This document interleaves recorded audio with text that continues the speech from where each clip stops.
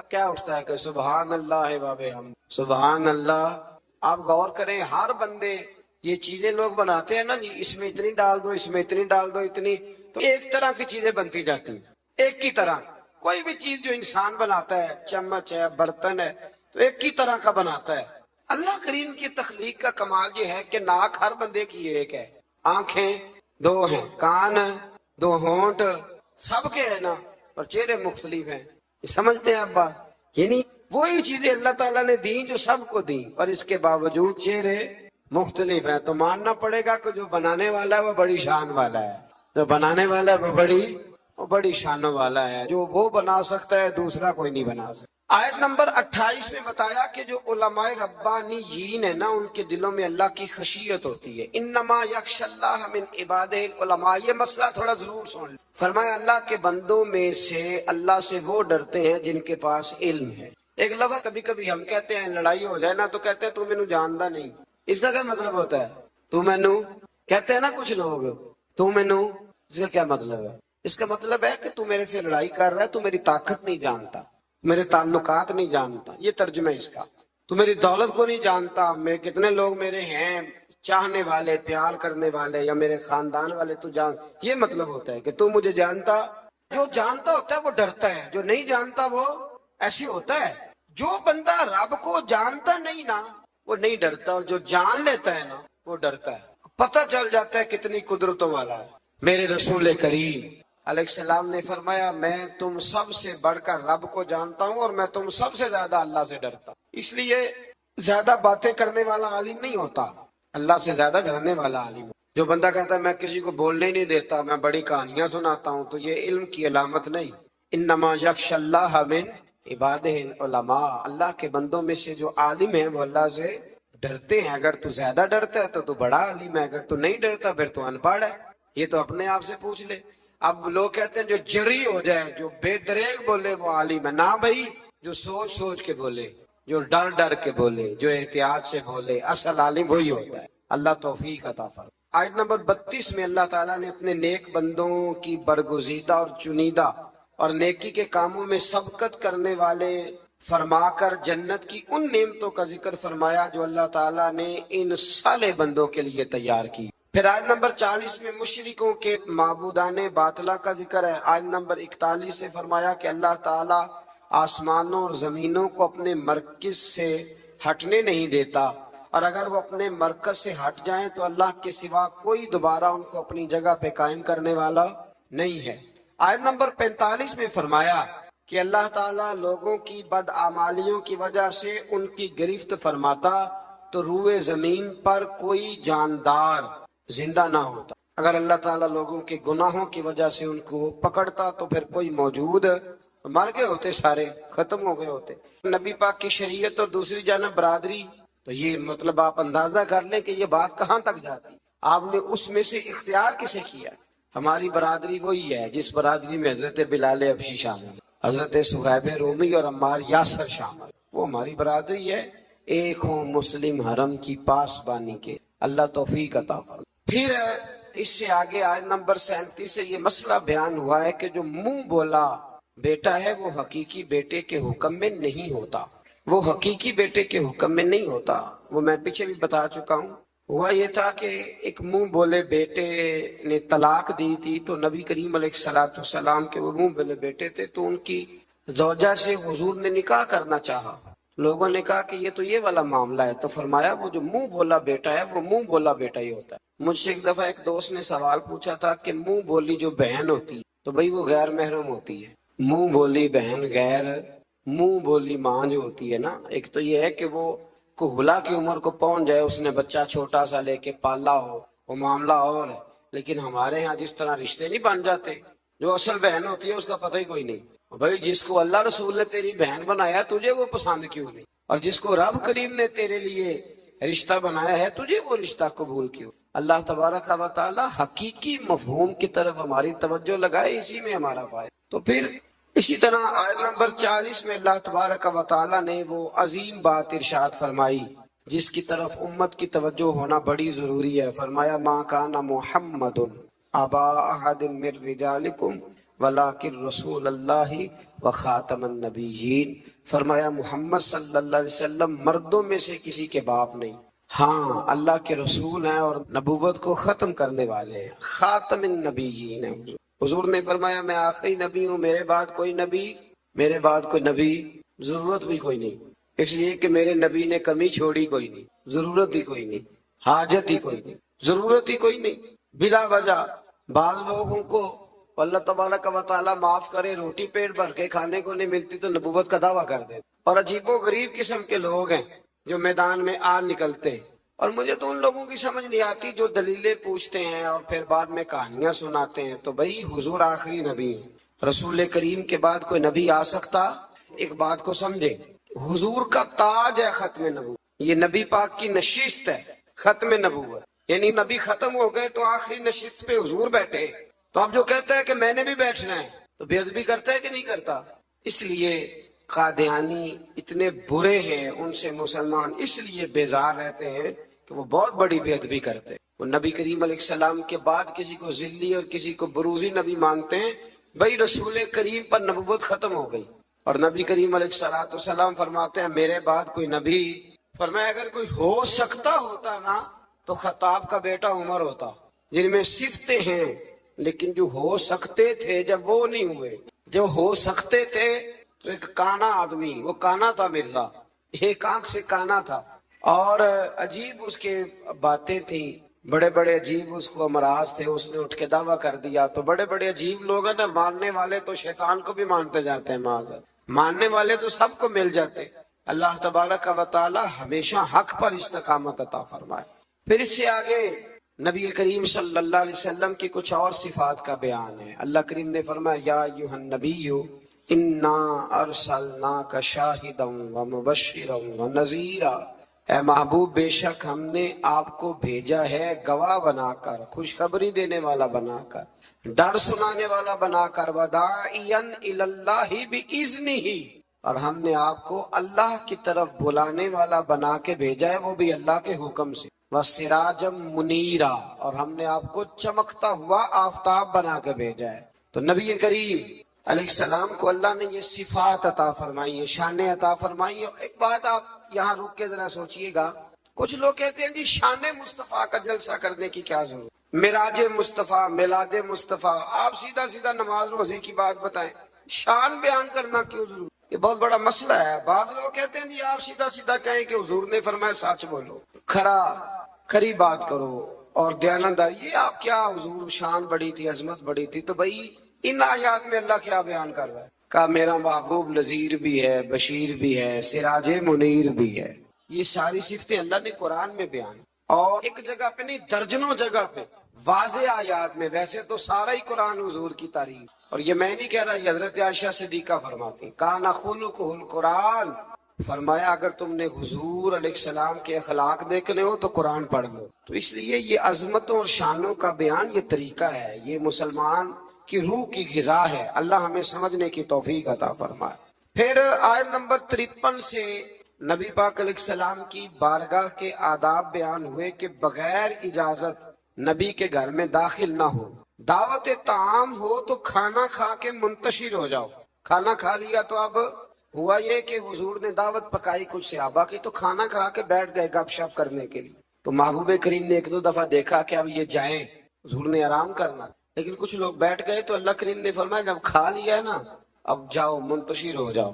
गोया रब करीम अपने महबूब के दरबार के आदाब बयान फरमाता है। अल्लाह बयान फरमा, अल्लाह नबी की बीवियों से कोई चीज मांगो तो पर्दे के पीछे से मांगो। नबी की बीवियों से आपकी रहलत के बाद दायमी तौर पर मुसलमानों का निकाह ममनू है। अपने किसी भी अमल से अल्लाह और उसके रसूल सल्लल्लाहु अलैहि वसल्लम को तकलीफ न दो। शान रिसालत में अजीम तरीन आयत है, आयत नंबर 56, बड़ी अजीम आयत। कौन सी भला? इन्नल्लाह व मलाइकतहु, फरमाया बेशक अल्लाह और उसके फरिश्ते युसल्लूना अलन नबी, नबी करीम पर दरूद भेजते हैं। अल्लाह भी भेजता है, अल्लाह के फरिश्ते भी दरूद पढ़ते हैं। या अय्युहल्लज़ीना आमनू सल्लू अलैहि व सल्लिमू तस्लीमा, ऐ ईमान वालो तुम भी नबी पाक पर दरूद पढ़ो और खूब सलाम पढ़ो। تو یہ آیت مبارکہ نازل ہوئی کہ اور حضور صلی اللہ علیہ وسلم نے فرمایا اگر تم مجھ پر ایک بار درود پڑھو گے تو اللہ تم پہ 10 رحمتیں فرمائے گا اور تمہارے 10 گناہ معاف کر اور تمہارے 10 درجے اللہ بلند فرما دے۔ ایک بار درود شریف کو وظیفہ بنائے، پابندی سے پڑھا کریں، پابندی سے۔ میں نے اپنے بزرگوں کو دیکھا ہے کچھ کام کرتے، کبھی کبھی مجھے لگتا ہے کہ وہ کام آج بھی بڑے ضروری ہیں، بڑے ضروری۔ بزرگ یہ کیا کرتے تھے کہ وہ نا اپنی ریل رکھتے تھے، اپنا مصلی بچھاتے مسجد میں آ کے اور اپنی تسبیح سائڈ پہ رکھ لیتے تھے صبح کے وقت، اور روزے نہیں ہوتے تھے تو پانی کا پیالہ بھی ساتھ ہوتا تھا، کچھ دیر قرآن پاک پڑھنا، اپنا مصلی بچھایا، پھر اس کے ساتھ کچھ دیر تسبیح پڑھنی، پھر پانی پہ پھونک مارنی اور اس کو پینا۔ مجھے لگتا ہے یہ اہتمام ہے عبادت کا۔ میں دوستوں سے کہا کرتا ہوں کہ ہاتھوں میں تسبیح رکھ لو، تسبیح ہاتھ میں ہو تو چلتی بھی رہتی ہے، تو یہ چھوڑ دیں، لوگ کیا کہیں گے، بہانہ کریں گے، دنیا کہے گی یہ بابا تسبیح ہو گیا، تو کہنے دو، تسبیح ہو تو تسبیح چلتی بھی۔ سمجھ آ گئی یہ بات کی؟ تو اہتمام کریں، یہ 20 منٹ 10 منٹ مصلی پہ بیٹھ کے درود شریف پڑھیں۔ ہمیں موقع مل جائے تو ہم پڑھ لیتے، کچھ کہتے میں گاڑی چلاتے چلاتے پڑھتا ہوں، میں نے کہا یہ سارے طریقے ٹھیک ہیں، پر میری رائے یہ ہے کہ مصلی بچھا کے، خوشبو لگا کے، اچھے کپڑے پہن کے، مدینے کی طرف منہ کر کے، یعنی حضور کی بارگاہ میں سلام عرض کرنا ہے نا جی، حضور کی بارگاہ میں، تو پھر پورے اہتمام سے سلام پڑھیں۔ اللہ توفیق عطا فرمائے۔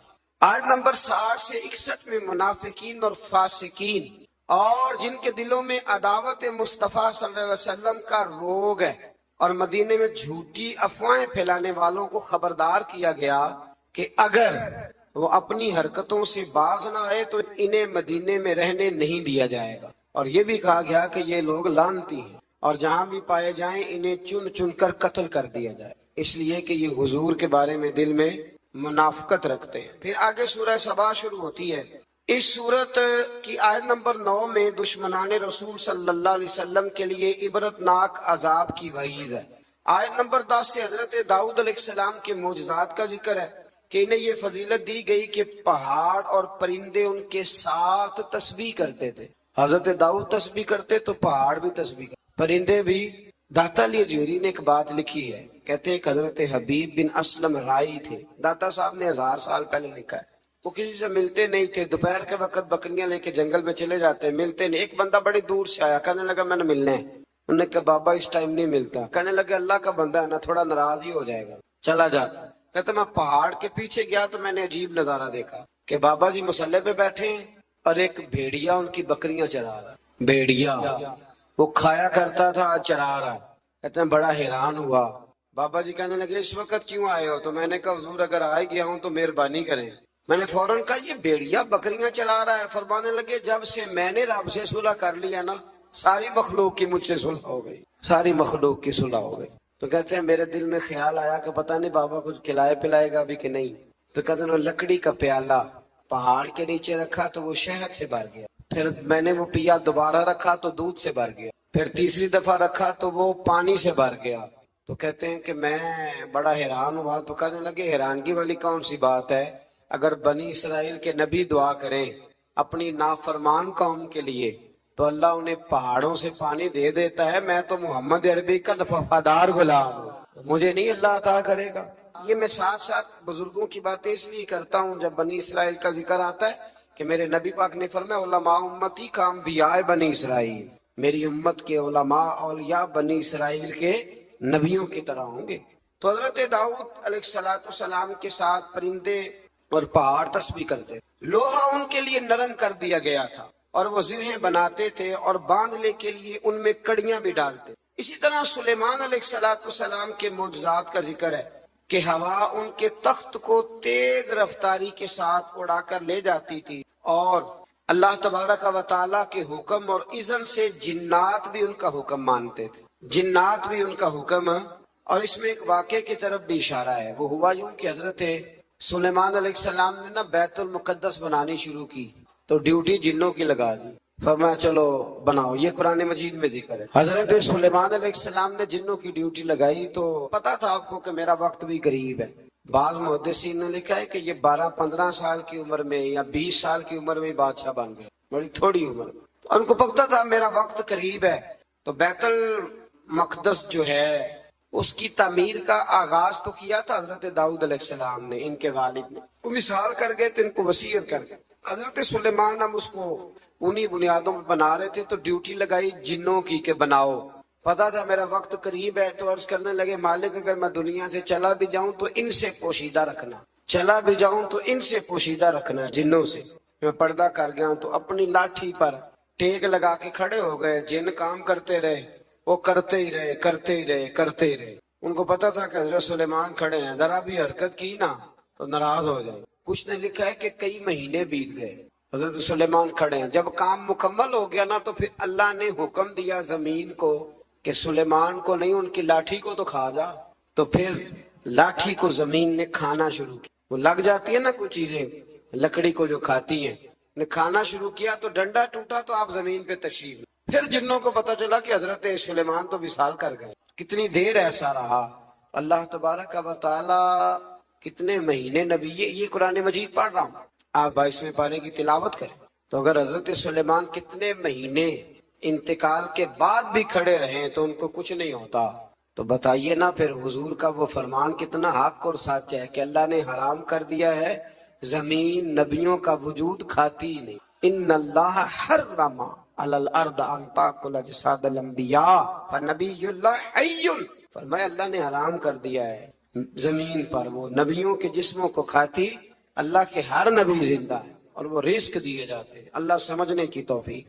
پھر آیت نمبر 22 سے مشرکین کے باطل معبودوں کی بے بسی کا بھی ذکر ہے, اور یہ کہ اللہ تعالیٰ کے حضور اس کے اذن کے بغیر کسی کو شفاعت کی مجال نہیں. عرض کریں گے وہ اللہ تبارک و تعالیٰ کی اجازت سے کریں. آیت نمبر 28 میں رسول کریم علیہ السلام کی رسالت عامہ کا ذکر ہے. عام رسالت ہے نبی پاک کہ آپ کی دعوت پورے عالم انسانیت کے لیے, اور یہ سارا عالم انسانیت آپ کی امت دعوت ہے. اور جن خوش نصیبوں نے ایمان قبول کر لیا وہ امت اجابت ہے. ایک ہے نبی پاک کی امت دعوت, تو وہ جس کا اللہ رب ہے نا ان سب کی طرف حضور رسول بن گیا ہے, یعنی سب کو حضور نے دین کی دعوت دینی ہے. ہاں جو دعوت قبول کر لے پھر وہ امت اجابت ہے, قبول کرنے والی ہے. اگلی آیات میں اسی مفہوم کو بیان کیا کہ اپنے عہد کے جابروں اور متکبرین کو آخرت میں ان کے عہد کے کمزور طبقات کے لوگ یہ کہیں گے کہ ہمارے ایمان سے محرومی کا سبب تم بنے تھے. مزید بتایا کہ پچھلی امتوں کے خوشحال لوگ مال و دولت کی فراوانی کو اپنی مقبولیت کی دلیل سمجھتے تھے. کہتے تھے ہم اللہ کے قریبی ہیں اسی لیے تو اتنی مال و دولت دی ہے اللہ نے, اس کو وہ دلیل بناتے. حالانکہ مال و دولت کوئی دلیل ہے, اگر یہ قریب ہونے کا ذریعہ ہوتی تو سب سے زیادہ میرے نبی پاک کی تجوریوں میں ہوتی, یہ کوئی دلیل نہیں. اللہ نے فرمایا کہ اس کا قرب مال و دولت کی فراوانی سے نہیں ملتا بلکہ ایمان اور عمل صالح کی دولت سے ملتا ہے. اور رزق کی کشادگی یا تنگی کا تعلق کسی کی فضیلت یا بے توقیری سے نہیں ہے بلکہ یہ اللہ تعالیٰ کی حکمت ہے کہ کبھی وہ نعمتوں کی فراوانی امتحان کے طور پر فرماتا ہے اور کبھی آزمائش میں مبتلا کر کے بندے سے امتحان لیتا ہے. آیت نمبر 40 میں اللہ تعالیٰ کے فرشتوں سے سوال کہ کیا یہ لوگ تمہاری عبادت کرتے ہیں. فرشتوں کا اللہ تعالیٰ کی تسبیح بیان کرتے ہوئے اس کی بندگی کا اظہار کیا. اس بات کا اللہ نے اس آیات میں ذکر کیا. آیت نمبر 45 میں فرمایا کہ ان کفار سے پہلے جن لوگوں نے رسول کو جھٹلایا, ہمارے رسولوں کو, ان سے قوت اور دبدبہ میں وہ لوگ زیادہ مضبوط تھے. آج جو جھٹلا رہے ہیں نا قریش والے, تو جو پہلے جھٹلاتے تھے وہ قوت اور دبدبے میں زیادہ مضبوط تھے, لیکن وہ بھی اللہ تعالیٰ کے عذاب سے بچ نہ سکے. تو جب وہ نہیں بچ سکی قوم عاد اور قوم سمود اتنی تگڑی قومیں, تو یہ تو بات ہی کوئی نہیں, تو بات ہی کوئی نہیں. اللہ اکبر. آخری آیات میں فرمایا کہ روز حشر کفار کی خواہش ہوگی کہ عذاب سے نجات مل جائے, مگر ان کی یہ خواہش پوری نہیں ہوگی.